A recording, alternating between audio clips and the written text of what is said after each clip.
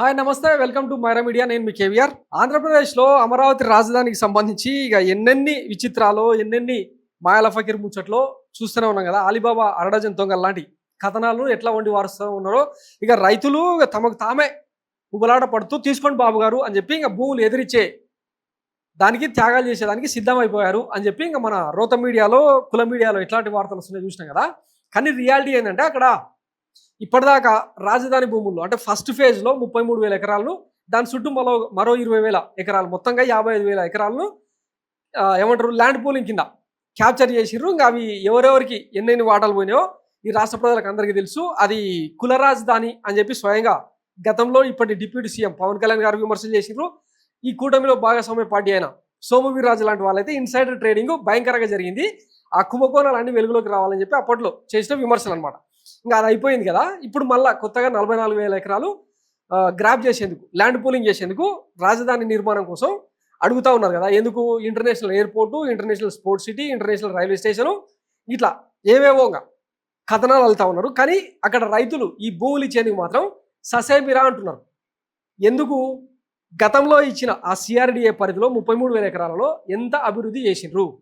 కనీసం 10% నిర్మాణాలను 10% అభివృద్ధి పనులైనా చూపించి ఉంటే ఇప్పుడు హ్యాపీగా ఇచ్చేటోళ్ళం కదా అని చెప్పి రైతుల నుంచి వస్తున్న ఆర్గ్యుమెంట్. కానీ మనం ఏం చేసినాం? ఇక ఇట బాహుబలి డిజైన్లు బాగున్నాయి, అమరావతికి ఇక శ్రీలంక మాస్టర్ ప్లాన్లు, బాహుబలి డిజైన్లకు శ్రీలంక మాస్టర్ ప్లాను, అమరావతిలో కజకు, టోక్యో స్థాయి రాజధాని కజక్ కట్టడాలు, టోక్యో రాజధాని, షాంఘై తరహాలో అమరావతి, సింగపూర్ తరహాలో అమరావతి నిర్మాణం, చైనా రాజధాని సింగపూర్ రాజధాని, ఇస్తాంబుల్ తరహాలో అమరావతి రాజధాని, అసెంబ్లీకి వజ్రకాంతి, ఇట గ్రాఫిక్స్ నిర్మాణాలను బాహుబలి నిర్మాణాలను చూపిస్తూ కథనాలు వండి వార్చడం. ఇవన్నీ ఎక్కడ అంటే మళ్ళీ మన కులపత్రికలనే వచ్చినాయి.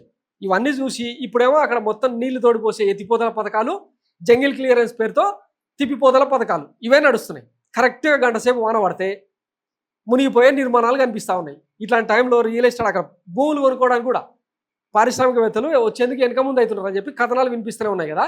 రియల్ ఎస్టేట్ అమాంతం పడిపోయింది. అయినా సరే ఎకరం భూమిని 20 కోట్లకు 30 కోట్లకు అమ్మేదానికి ఈ ప్రభుత్వం తెగబడతా ఉంది. కానీ అంత సీన్ లేదని చెప్పి కథనాలు వినిపిస్తూ ఉన్నాయి. ఇట్లాంటి తరుణంలో ఇంకా కొత్తగా భూములు ఇచ్చేందుకు రైతులు ఎందుకు ఉపలాడపడతారు, ఎందుకు తాపత్రయపడతారు? ఒకటే క్వశ్చన్. 2015లో ఉద్దండరాయనపాలెం వేదికగా ఒకసారి ప్రారంభోత్సవం జరుపుకున్నాం. పార్లమెంట్ నుంచి నీరు మట్టి తెచ్చిచ్చారు మన ప్రధాని. మొన్న మళ్ళా ఇంకా చెల్లికి జరగాలి మళ్ళీ పెళ్ళి అన్నట్టు సేమ్ అదే ఊగదంపుడు ఉపన్యాసాలు వర్చువల్ రియాలిటీలో 7వ 8వ శంకుస్థాపనలు. ఇంకా ఏం లేదు, ఎంతసేపు ఆ వరల్డ్ బ్యాంక్ నుంచి ఐడిబిఐ నుంచి వచ్చే నిధులు వాటితోనే నిర్మాణాలు. నిన్న ఆయన ఎవరు చింతమోహన్ తిరుపతికి చెందిన కాంగ్రెస్ లీడరు ఇన్ని వేల కోట్ల రూపాయలను అమరావతి కేంద్రంగా డంపు చేస్తూ ఉంటే రాష్ట్ర అభివృద్ధి ఏం కావాలని అడుగుతున్నారు. దీనికి మాత్రం సమాధానం చెప్పరు.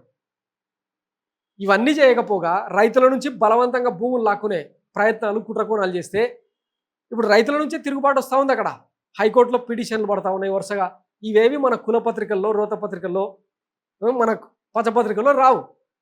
ఎందుకంటే అక్కడ ఏదో జరుగుతుంది హంబక్ అని చూపిస్తుంటారు అన్నమాట. ఇప్పటికే పొంగూరు నారాయణ లాంటి వాళ్ళే ఆ వరద నియంత్రణకు పాలకొండ వాగు, కొండవీటి వాగు ఇట్లాంటి వాటికన్నిటికీ డైవర్షన్ కెనాల్స్ కట్టాలి, రిజర్వాయర్లు కట్టాలి, కాలువల నిర్మాణాలు చేపట్టాలి, ఇది ఒక సపరేట్ ఫేజు అని చెప్పి చెప్తా ఉంటే పోయి ఎట్లు ఇస్తారు రైతులు? ఇక్కడ చూడండి ఎంత అస్సలు నిర్మాణాలు. 3 పంటలు పండే భూములను రాజధాని కోసం తీసుకొని ఎవరైనా రాజధాని నిర్మాణాలు నిర్మిస్తారా?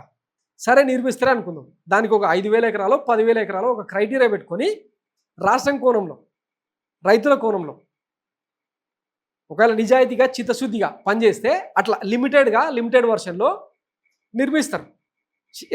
చాలా శరవేగంగా. బాబు గారికి మామూలుగానే అనుభవం ఎక్కువ కదా, 40 ఏళ్ళ రాజకీయ అనుభవం.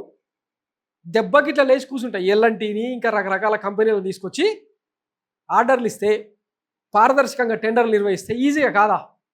కానీ దీనికి మించిన కుంభకోణాలు ఏవో జరుగుతున్నాయని చెప్పి రాష్ట్రపతి నుంచి సుప్రీంకోర్టు చీఫ్ జస్టిస్ దాకా ప్రధానమంత్రికి, ఈడీకి, అత్యున్నత దర్యాప్తు సంస్థలన్నింటికీ ఇక్కడ జరుగుతున్న భాగవతాలన్నీ పిన్ టు పిన్ ఫిర్యాదుల రూపంలో పోతా ఉన్నాయి. ఇవేవి మన కుల మీడియాలో రాయం. ఇవన్నీ తెలిసి అక్కడ రైతులు ససేమిరాని మొండికేస్తా ఉన్నారు. ఈ కథనాలైనా రాస్తున్నారా? పోనీ ప్రజాభిప్రాయ సేకరణ చేసినప్పుడు రైతుల ఆర్గ్యుమెంట్ ఏంది? ఈ రోజు వరకు ఆ తీసుకున్న ఫస్ట్ ఫేజ్లో పోనీ ఆ సెక్రటేరియట్ చుట్టుముట్టు శాశ్వత కట్టడాలు లేదంటే తాత్కాలిక ఏదో ఇంకా జరిగింది కదా, అక్కడ రైతులను స్టేక్ హోల్డర్స్ రైతుల రాజధాని అని చెప్పారు కదా. ఏ ఒక్కరికైనా ఫిజికల్గా ఇది మీ ఫ్లాటు, ఇది మీకు వస్తున్న ఫలితం అని ఈరోజు వరకు ఒక్క రైతు కన్నా ఇచ్చిర్రా? ఇవ్వలేదు. మరి ఇవన్నీ జరగకపోగా కొత్తగా ఎట్లు ఇస్తారు భూములు రైతులు? సమాధానం చెప్పాలి. Thanks for watching Myra media. నేను మీ కేవీఆర్. Thank you.